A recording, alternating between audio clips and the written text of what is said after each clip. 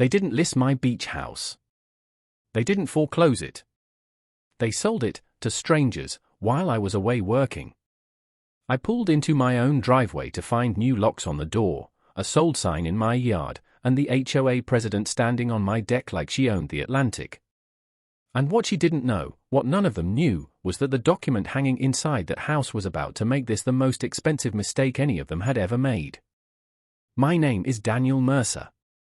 For over 2 decades, I worked as a coastal infrastructure engineer, first with the Coast Guard, then as a private maritime surveyor. My entire career revolved around one truth: the laws protecting shorelines are complicated enough to ruin anyone who ignores them. I've watched developers lose millions over a single misread easement. I've seen entire marina projects collapse because someone confused a permit with ownership. The ocean doesn't forgive mistakes. And neither do the regulations written to protect it. So when the HOA decided to make an assumption about my property, they didn't pick a casual victim. They picked the one person on this coastline who knew exactly how to make them regret it.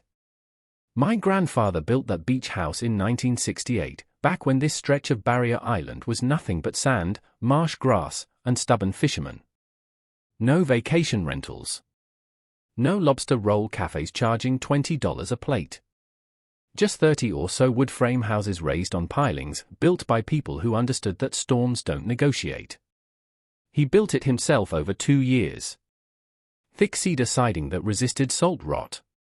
A sharply pitched roof designed to let hurricane wind slide over it rather than tear it apart. He didn't build it to impress anyone. He built it to last. The dock came later, secured through a shoreline easement filed directly with the county in the late 1960s. That easement attached permanently to the deed itself, binding the water access rights to the land for as long as the property existed. I need you to remember that dock. Because later in this story, it becomes the single most important piece of paper in this entire fight, and Elaine Harper never even thought to look at it. I only made it down to the island a few weeks each year. Work kept me moving along the Carolina coast, surveying ports, inspecting storm damage, living out of truck stops and harbor offices. The house sat quiet behind its hurricane shutters, grass trimmed, dues paid, nothing that should have drawn anyone's attention. Then the letters started. First, a notice about property neglect. Then a warning about community standards violations. Then a formal compliance demand with a 2-week response deadline. Each letter sharper than the last, the language shifting from polite to official to something that felt like pressure being applied on purpose. Here's what I didn't know: every single one of those letters was going to an old mailing address. One the HOA had carried over from records that hadn't been updated in years. I had submitted a change of address to the county office. The HOA simply never updated their files. I never received a single letter. The board later claimed I had gone completely silent. That the property sat abandoned for over a year with zero response from the owner. They used my silence as evidence. As justification. As the legal foundation for everything they did next. What they didn't understand was that my silence wasn't abandonment. It was distance. And distance is not the same thing as giving up what belongs to you. I hadn't been to the island in 5 months. When I finally turned onto the narrow bridge that afternoon, the sky was heavy with late-season haze, the kind that turns the water the color of brushed steel. Something felt wrong before I could name it. The dune grass along my driveway had been trimmed too sharply, not the natural growth I left behind, but deliberate cuts, like someone was managing the edges of a lot they believed they now controlled. Orange surveyor flags were staked along the front walk in a neat line. I had never put them there.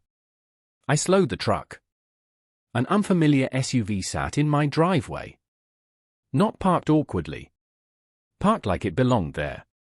Then I saw it. A real estate sign. White post, blue panel, planted squarely in my front yard.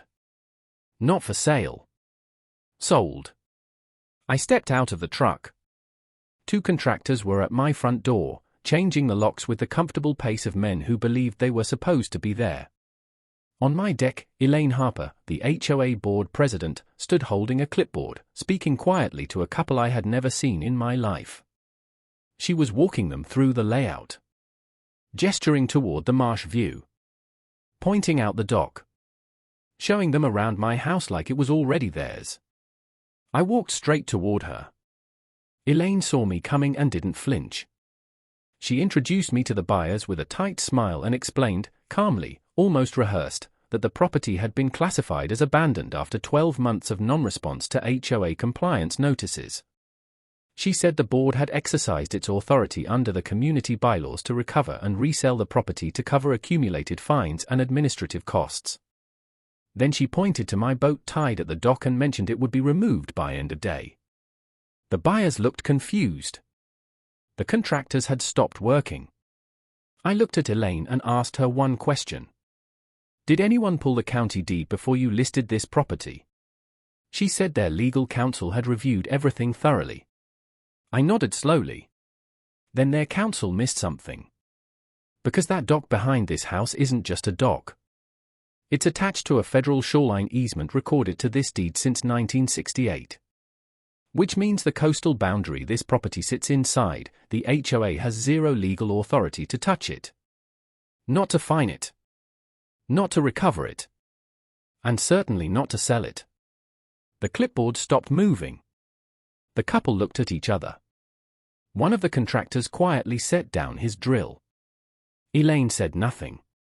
Let me explain what a shoreline easement actually means in legal terms, because this is where the story turns completely.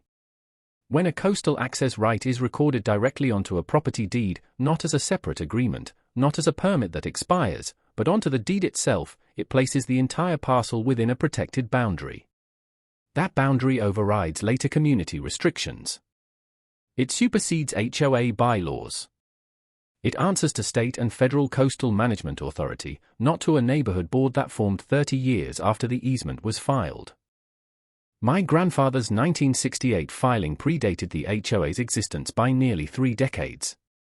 Every enforcement policy they had ever written, every fine schedule, every clause in their bylaws, all of it existed inside a coastal designation they never had jurisdiction over. Any attempt to foreclose, recover, or transfer that property without prior coastal authority review wasn't just a procedural error.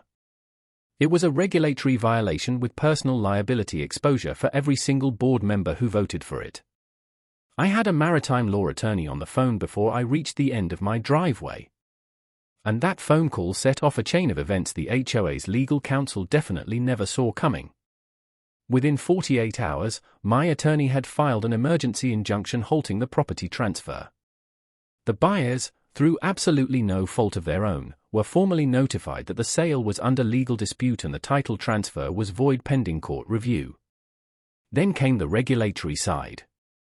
Because the property sat within a protected coastal boundary, the unauthorized transaction triggered a mandatory review by the State Coastal Management Office. That review expanded quickly. Investigators pulled the HOA's enforcement records and found something that went well beyond my case, a pattern. Multiple older properties along this shoreline had been flagged for abandonment using the same flawed process. Notices sent to outdated addresses. Fines escalating without proper documentation trails. Compliance timelines that didn't match the HOA's own bylaw requirements. The HOA's outside legal counsel quietly withdrew from the case. Their insurance carrier sent a reservation of rights letter, the formal, careful way insurers signal they may not cover the claims headed in their direction. Elaine called my attorney twice that week. Both calls went unanswered. The court hearing was direct and efficient. The judge reviewed the shoreline easement, the recorded deed, the HOA's enforcement records, and the county compliance findings. Her conclusion was clear: the HOA had initiated a property recovery action against a parcel they had no jurisdictional authority to touch, using a notification process that demonstrably failed to reach the property owner. The sale was nullified. Title reverted to me. The buyers were entitled to full restitution from the HOA, not from me. That phone call from the driveway didn't just get my house back. It triggered regulatory penalties, personal liability exposure for individual board members, and complete leadership collapse. Elaine resigned within the week. The remaining board members followed within the month after the HOA's insurance coverage was formally denied and the scope of personal financial exposure became clear. The community held an emergency membership meeting 3 weeks later. Homeowners demanded a full audit of board decisions. The treasurer had no answers for questions about reserve fund exposure and mounting legal costs. A motion to dissolve the current leadership structure passed overwhelmingly. All of it, every resignation, every penalty, every emergency meeting, because they assumed silence meant surrender. A week after the final papers were signed, I drove back down to the island with my nephew. We spent the morning replacing worn boards on the dock, loose planks, a railing leaning slowly toward the marsh, rusted screws that the salt air had been working on for years. While shifting one of the older base beams near the pilings, I noticed something carved into the wood. Weathered, but still readable. Block letters pressed deep into the grain. "This water will outlast all of us." My grandfather's handwriting. I sat with that for a long moment. He built this place knowing storms would come. Knowing that ownership isn't just a document, it's stewardship. That the things worth keeping require patience, not just possession. The tide bells down the shoreline began their slow ringing as the water rose under the pilings. The same sound I had been hearing since I was 10 years old, dropping crab traps with him at sunrise. The house wasn't just reclaimed. It was anchored. And as I tightened the last bolt and stood up on the dock, solid beneath my boots, I understood something clearly. Legacy isn't defended with anger. It's protected with patience. And sometimes, with proof. If you've ever dealt with an HOA that thought the rules only applied to everyone else, drop your story in the comments. And if you want more real property battles and quiet justice stories like this one, subscribe. There's plenty more where this came from.